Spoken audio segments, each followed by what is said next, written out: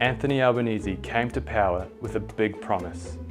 A better future for all Australians. I'll build people's living standards up as well. Well, turns out that future comes with a record-breaking power bill, housing you can't afford, and a cost of living crisis so bad you might actually need to sell your kidney just to fill up your car.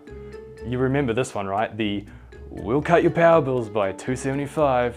Reducing power prices by $275. It was repeated so often I half expected it to be tattooed on Albo's forehead. $275 a year. But instead of cutting bills, they just cut reality.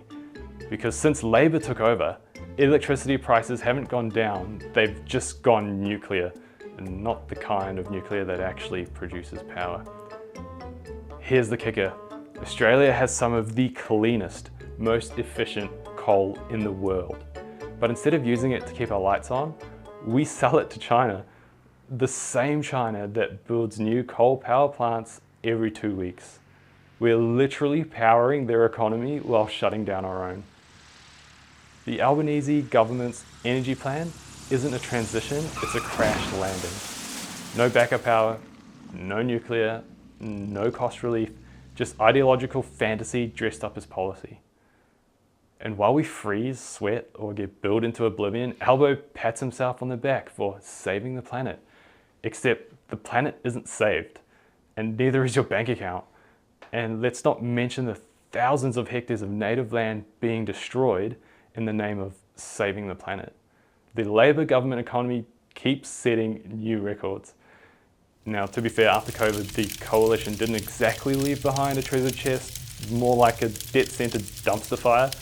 But instead of putting it out, Labor sprayed it with budget petrol and toasted marshmallows over it while chanting equity and inclusion.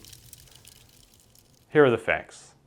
Government spending has blown out to over $630 billion a year, the highest ever during peacetime.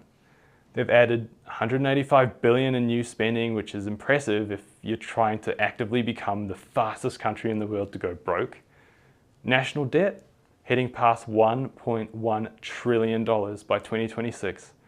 If debt was an Olympic sport, we'd be taking home gold, silver, and a commemorative participation loan awarded to us by China.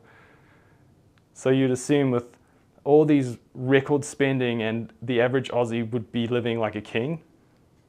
Spoiler, not even close. Another historic record broken by the Albanese government. The biggest migration intake in our nation's history. Over 1.5 million people expected to arrive in just a few years, which is fantastic if you enjoy sleeping in your car and sharing a driveway with 6 other families. There are so many more record-breaking achievements the Albanese government has left us with. Don't even get me started on the monumental failure that was The Voice, Airbus Albo, or countless other things. To sum it all up, we've got record immigration without a record plan, a national budget with more holes in it than a pair of Kmart socks, and power prices so high your next quarterly bill should probably come with a mortgage broker. I'm sure Albo would like us to forget all of these record-breaking achievements leading into this next election. Let's not let him off that easy. Authorised by Matt Carroll, Senior Vice President of Marine Think Tank Australia.